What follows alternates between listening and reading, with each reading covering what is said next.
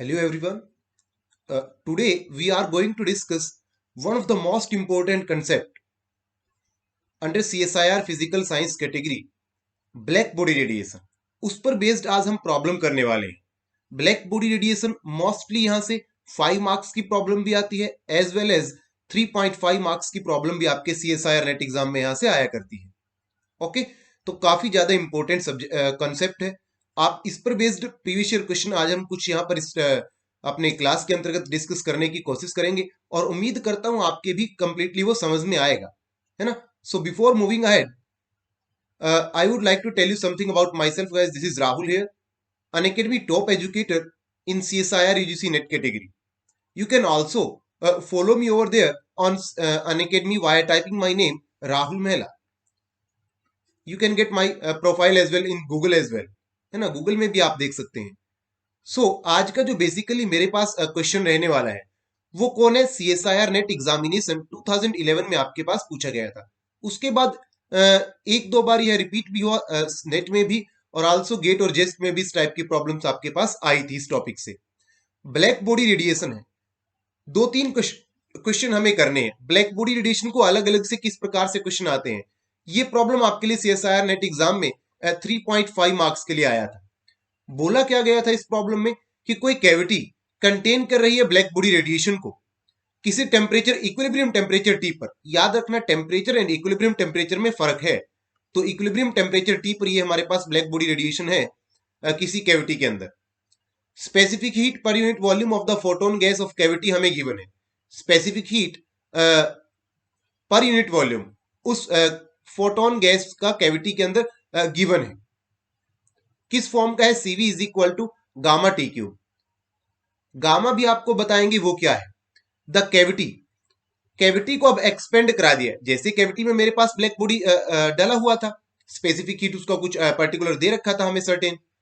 तो जब कैविटी को बोला गया कि मैंने एक्सपेंड करा दिया ट्वाइस, 2 टाइम्स इसकी ओरिजिनल वॉल्यूम के, जितनी वॉल्यूम उसकी इनिशियल टाइम पर थी उस इनिशियल वॉल्यूम का 2 टाइम्स मैंने एक्सपेंड करा दिया है वॉल्यूम का.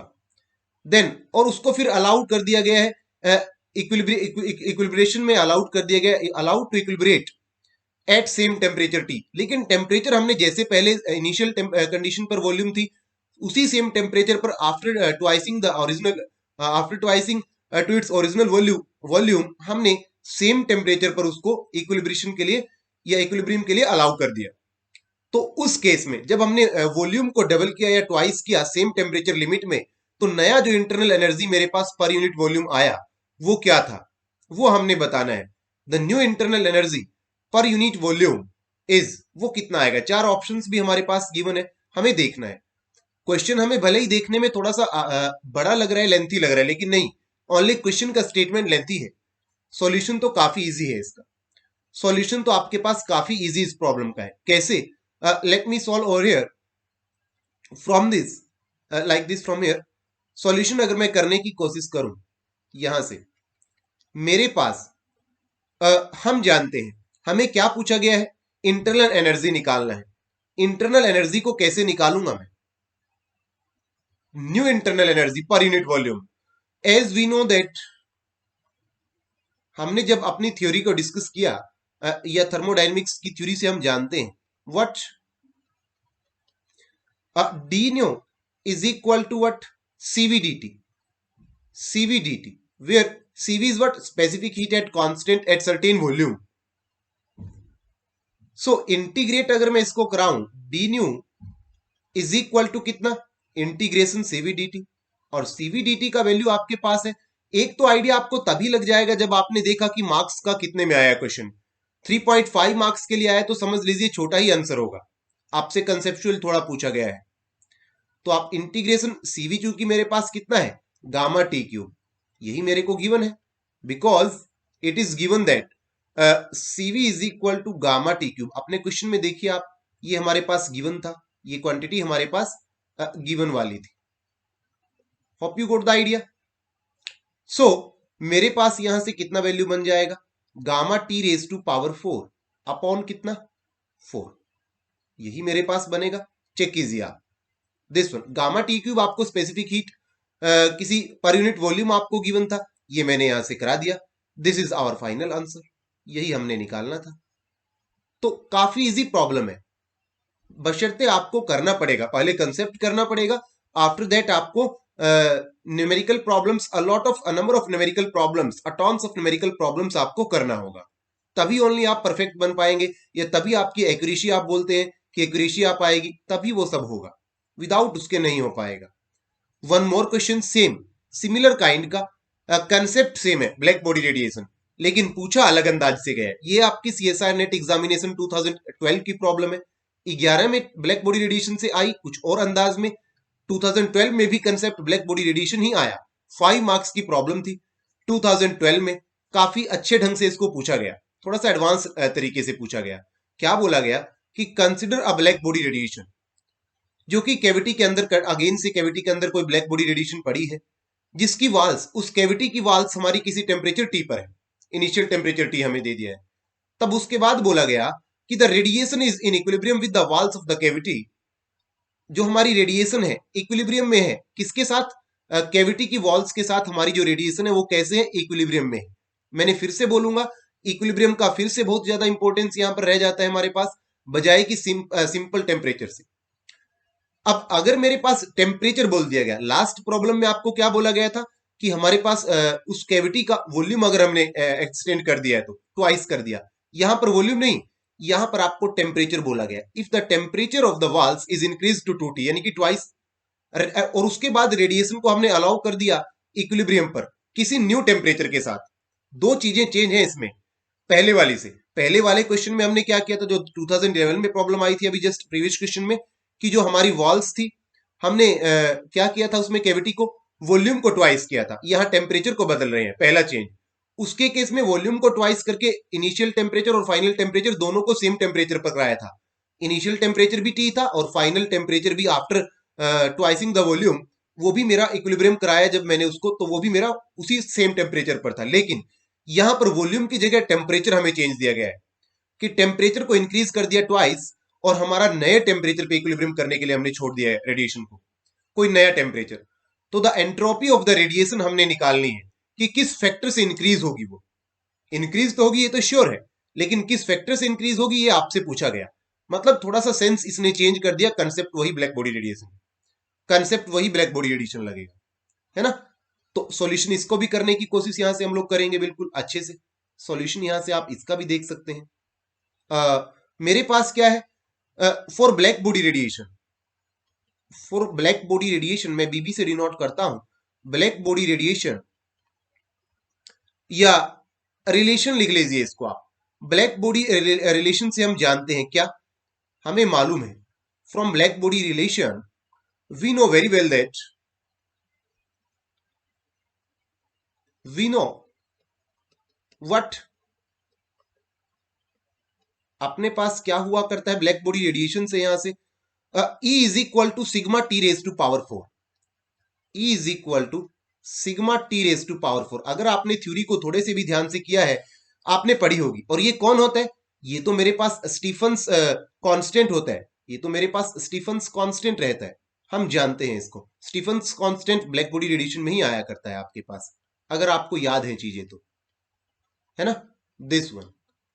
अच्छा, नाउ अब मैं क्या करूंगा, मेरे पास जो दिया गया कि एंट्रोपी मेरा जो रेडिएशन का है वो कितना होता है, हम जानते हैं, एस टी,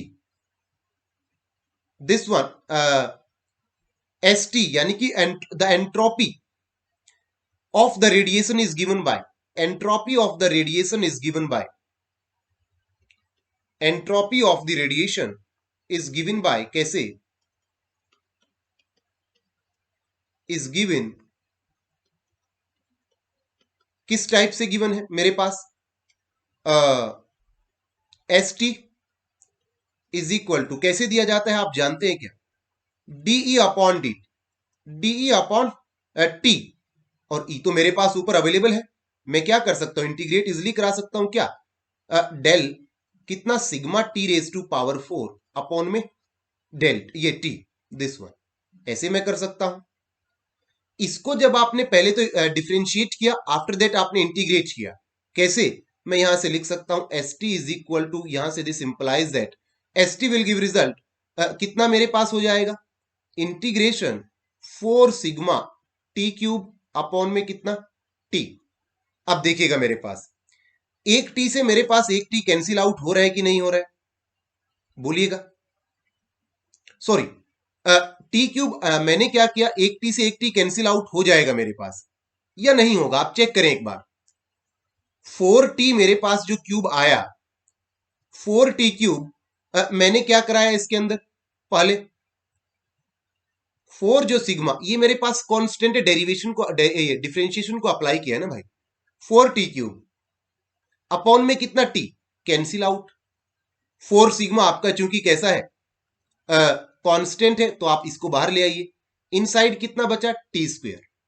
अब इसको इंटीग्रेट करते हैं हम लोग, चेक, यहां से चेक करेंगे।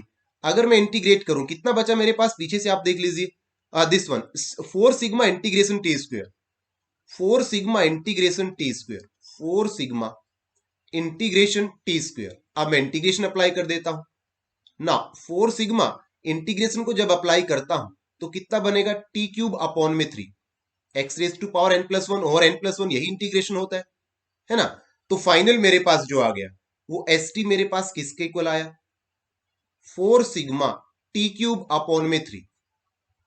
हमने क्या बताना था, हमने क्या यहां से क्या चेक कर सकते हैं हम लोग कि मेरे पास जो एस टी आया वो डायरेक्टली प्रोपोर्शनल है किसके, टेम्परेचर के क्यूब के। लेकिन ये आंसर नहीं था, ये तो हमें फाइंड नहीं करना, हमें क्या करना है वो देखिए आप। क्वेश्चन स्टेटमेंट अगेन पढ़िए, the entropy of the radiation increases by a factor of. अब एंट्रोपी हमें निकालनी है, कब, ये भी तो एंट्रोपी ही आई है एसटी, लेकिन ये सिंपल पर आई है। अभी तो ट्वाइस नहीं किया हमने, टेम्परेचर को ट्वाइस कहां पे किया, ये टेम्परेचर ट्वाइस भी तो करना होगा ना हमें, दिस वन। तो दिस टेम्परेचर ट्वाइस को अगर मैं करना चाहूं यहां से, मेरे पास ये वाला आया, तो this implies that S T मेरे पास कितना आ गया था, directly proportional to T cube. अगर मैं टेम्परेचर को ट्वाइस करता हूं 2t, तो मेरे पास यहां से कितना, t की प्लेस पर 2t और क्यूब एज इट इज, तो मैं क्या लिखूंगा, S2t is directly proportional to 2 to the 4 to ज़ा 8 टी क्यूब।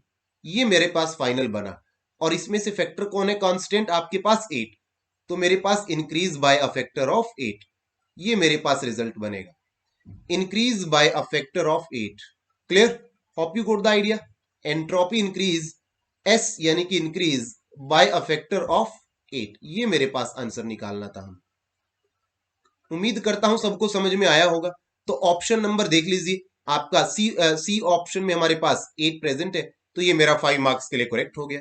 ये तो इतना जद्दोजहद आपको इसलिए करना पड़ा बिकॉज आपने फर्स्ट टाइम किया। अगर आपने कंसेप्ट कर रखे हैं, थ्योरी आपको मालूम है, तो आपको कुछ एक चीजें तो सॉल्व करने की भी नीड नहीं, अपने माइंड में आप आंसर एग्जाम में बैठ के निकाल सकते हैं, और फिर कुछ एक जो सॉल्व करना होगा उस पार्ट को सॉल्व करके डायरेक्ट आंसर अप्रोच कर दीजिए। बशर्ते मसलन क्या है, आपका कंसेप्ट पक्का होना चाहिए, विदाउट कंसेप्ट कुछ नहीं हो पाएगा। क्वेश्चन हमने दो टाइप से देख लिया सेम ब्लैक बॉडी रेडिएशन पे, कभी वॉल्यूम को चेंज कर दे रहा था, कभी ट्वाइस, तो कभी टेम्परेचर को ट्वाइस, कभी सेम इक्विलिब्रियम टेम्परेचर पर कर रहा था, तो कभी डिफरेंट डिफरेंट टेम्परेचर को पर इक्विलिब्रियम कर रहा था रेडिएशन के लिए। तो अलग अलग चीजें हैं, है ना, चलेगा। उम्मीद करता हूं सबको अच्छा लगा होगा हमारा lecture. Thank you very much guys. अगर आप लोगों ने अभी तक हमारे YouTube के चैनल को फॉलो नहीं किया या सब्सक्राइब नहीं किया तो कर लीजिए, बेल आइकन के बटन को दबा लीजिए, ताकि हर एक नोटिफिकेशन आप तक टाइमली पहुंचता रहे, कोई भी कंसेप्ट आपका मिस ना हो। And stay tuned for more effective content, stay home and stay safe, don't forget to subscribe our YouTube channel. Thank you very much, see you in the next class, enjoy the day so far, bye.